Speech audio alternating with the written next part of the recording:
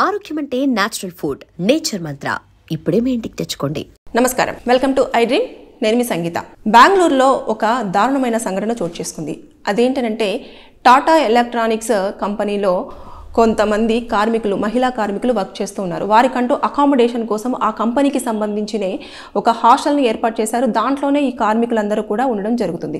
ఉంటున్నప్పుడు వారి బాత్రూమ్స్లలో ఒక సీసీ కెమెరాను ఐడెంటిఫై చేసింది ఒరిస్సాకు చెందిన నీలి కుమారి అని చెప్పేసి ఒక మహిళ.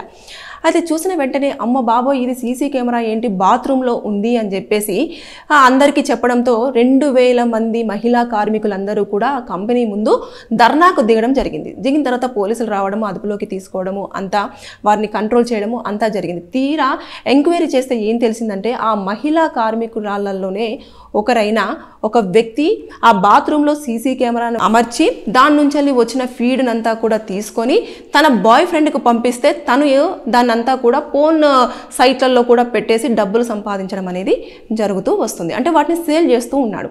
అంటే ఈ విషయం తెలిసిన తర్వాత అందరూ కూడా చాలా ఆందోళనకు వ్యక్తం చేశారు. అంతేకాకుండా ఎన్ని వీడియోస్ ఉన్నాయో ఏంటో అని చెప్పేసి చాలా వరకు వారి ఆవేదన అంతా కూడా పోలీసులకు చెప్పడము, అధికారులకు చెప్పడము ఇదంతా చేస్తే వారందరూ కూడా ఇప్పటి వరకు ఎవరైతే చెప్పారో ఆ వ్యక్తిని అదుపులోకి తీసుకున్నారు. దాంతోపాటు తన బాయ్ ఫ్రెండ్ ఎవరైతే ఉన్నారో తనను కూడా అదుపులోకి తీసేసుకొని ఎంక్వైరీ చేయడం అనేది చేస్తున్నారు. వారి దగ్గర ఎంతవరకు రష్ ఉంది, ఎన్ని సంవత్సరాల నుంచి ఇలా చేస్తున్నారు, ఆవిడ ఎప్పటి నుంచి పనిచేస్తుంది, ఆవిడ ఎలా అతనికి అందించడం అనేది జరుగుతుంది, అది ఎలా ట్రాన్స్ఫర్ చేస్తున్నారా లేకపోతే ఏంటిది అని చెప్పేసి అనేది కూడా పూర్తి స్థాయిలో ఎంక్వైరీ అనేది ఇప్పుడు స్టార్ట్ అయిపోయింది. ఇన్వెస్టిగేషన్ అంతా పూర్తి స్థాయిలో వాళ్ళు ఇన్డెప్త్గా చేయడం జరుగుతుంది.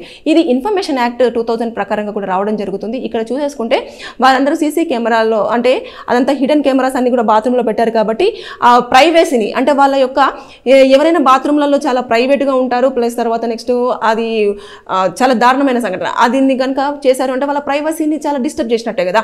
కాబట్టి దాని కింద కూడా కేసులు ఫైల్ అవుతాయి. దాంతోపాటు ఎప్పుడైతే వారి వీడియోస్ అన్నింటినీ కూడా వాళ్ళ పర్మిషన్ లేకుండానే ఫోన్ సైట్లలో కూడా పెట్టేసి వాటిని సేల్ చేస్తున్నారు కాబట్టి దాని కింద కూడా కేసులు ఫైల్ అయ్యే అవకాశాలు ఉంటాయి ఐటీ యాక్ట్ కింద. అయిన తర్వాత దాదాపుగా వారికి 10 సంవత్సరాల వరకు కూడా జైలు శిక్ష పడే అవకాశం ఉంటుంది. దాంతోపాటు ఒక 3 నుంచి 5 లక్షల వరకు కూడా జరిమానా విధించే అవకాశాలు కూడా ఉంటాయి. ఈ లెక్కన చూసేసుకుంటే ఎప్పుడైనా సరే వాళ్ళందరూ కూడా ఇంటికి వెళ్ళేసి ఏముందాము ఇక్కడ కుటుంబ పోషణ కోసము ఏదో ఒక రకంగా కుటుంబానికి దూరంగా ఉంటూ పిల్లలకు కానివ్వండి, భర్తకు కానివ్వండి ఉంటూ పని చేసుకుంటున్న వారు అలా హాస్టల్స్లో కంపెనీయే అకామిడేషన్ ఇస్తుంది కాబట్టి ఈడ ఉంటే సేఫ్ అని చెప్పేసి అనుకుంటే ఈ సేఫ్ కాకుండా వారి మధ్యలోనే ఉన్న ఒక వ్యక్తి ఇలా చేసి మహిళ అయిన ఒక వ్యక్తి ఇతరుల మహిళకు సంబంధించిన విజువల్స్ అన్ని బాత్రూంలో క్యాప్చర్ చేసి వాళ్ళ బాయ్ ఫ్రెండ్కి ఇవ్వడం అనేది ఎంత అమానుషమైన సంఘటన అంటే అసలు అది మాటల్లో చెప్పలేము. కాబట్టి దయచేసి ఇది అందరికీ చెప్తున్నా, నేను ప్రతి ఒక్కరి అమ్మాయిలు ఎవరైతే హాస్టల్స్లలో స్టే చేస్తున్నారో వారందరికీ చెప్తున్నాను, కంపల్సరిగా మీరు షేరింగ్స్ రూమ్లలో ఉంటున్నప్పుడు దయచేసి మన ఫ్రెండే కదా, మనకు తెలిసిన వాళ్ళే కదా అని చెప్పేసి వారి ముందు డ్రెస్ చేంజ్ చేసుకోవడం కానివ్వండి.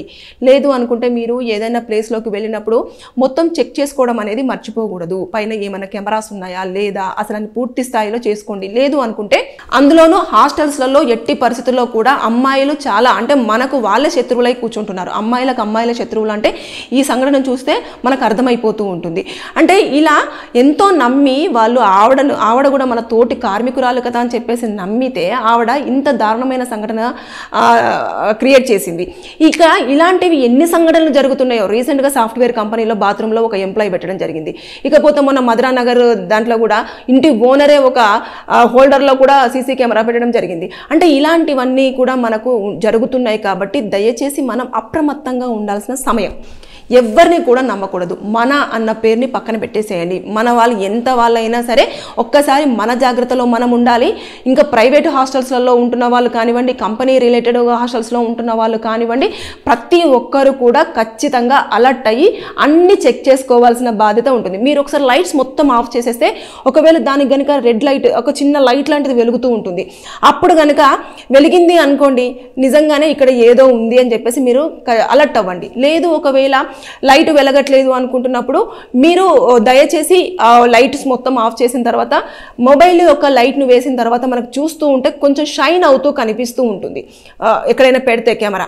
అలాంటి వాటిలలో కూడా మీరు ఐడెంటిఫై చేయడానికి ట్రై చేయండి. అంటే వారికి ఎలాగో దొరికిన తర్వాత శిక్షలు అనేటివి కామన్గా ఉంటాయి, ఫైన్స్ కూడా విధిస్తూ ఉంటారు. కాకపోతే ముందుగా ఇలాంటివి జరగకుండా ఉండాలి అంటే మన జాగ్రత్తలో మనం ఖచ్చితంగా ఉండాలి. కాబట్టి హాస్టల్స్లలో స్టే చేస్తున్న ప్రతి ఒక్క అమ్మాయిలకు నేను మరీ చెప్తూ ఉన్నాను, జాగ్రత్తగా ఉండండి. మనకు తెలియకుండా మన ప్రైవేట్ వీడియోస్ అన్నీ కూడా మనకు తెలిసిన వాళ్ళే బయటికి ఫార్వర్డ్ చేయడం అనేది జరుగుతూ వస్తుంది. ఇలాంటివన్నీ కూడా ప్రైవేట్ హాస్టల్స్లలో కూడా కామన్గా జరుగుతూ వస్తున్నాయి. ఎందుకంటే వాళ్ళ బాయ్ ఫ్రెండ్ ఏదో అడుగుతాడు, మనం ఇలా బిజినెస్ చేద్దాము అని చెప్పేసి అంటాడు. వాడి ఇష్టం కోసం వాడిని పోగొట్టుకోవద్దు, లైఫ్లో వాడితో ఖచ్చితంగా నేను ఉండాలి అని చెప్పేసి అనుకుంటున్న అమ్మాయిలు కొంతమంది ఇలాంటి పనులు కూడా చేయడానికి రెడీ అయిపోతున్నారు. ఇంకా కొన్ని సందర్భాలలో అయితే అమ్మాయిలను తీసుకెళ్లి వాళ్ళకు పరిచయం చేయడం, వాళ్ళు తీసుకెళ్లి వేరే బిజినెస్లలో కూడా డ్రాప్ చేయడం అనేది కూడా జరుగుతూ వస్తుంది. కాబట్టి దయచేసి ఇది తమిళనాడులో ఒక దగ్గర జరగలేదు, ఇక్కడ చాలా ప్లేసులలో కూడా జరుగుతూ వస్తుంది. మీరు ప్రతి ఒక్కరు కూడా లేడీస్ అయితే హాస్టల్స్లలో స్టే చేసే వాళ్ళు కానివ్వండి, కంపెనీస్లలో వర్క్ చేసే వాళ్ళు కానివ్వండి, కంపెనీ వాష్రూమ్స్లలో కానివ్వండి, కంపెనీకి సంబంధించినది ఏదైనా సరే, లేదంటే ప్రైవేట్గా కానివ్వండి, కాలేజెస్ కానివ్వండి, వర్క్ ప్లేసెస్ కానివ్వండి, ఎక్కడైనా సరే జాగ్రత్తగా మీరు చర్యలు తీసుకోవాల్సిన అవసరం మన చేతుల్లోనే ఉంది. మనం జాగ్రత్త పడకపోతే మన ప్రైవేట్ వీడియోస్ ఎక్కడైనా ఏ సైట్లోనైనా కనిపించినా ఆశ్చర్యపోనవసరం లేదు. సో బీ కేర్ఫుల్, జాగ్రత్త. Thank you.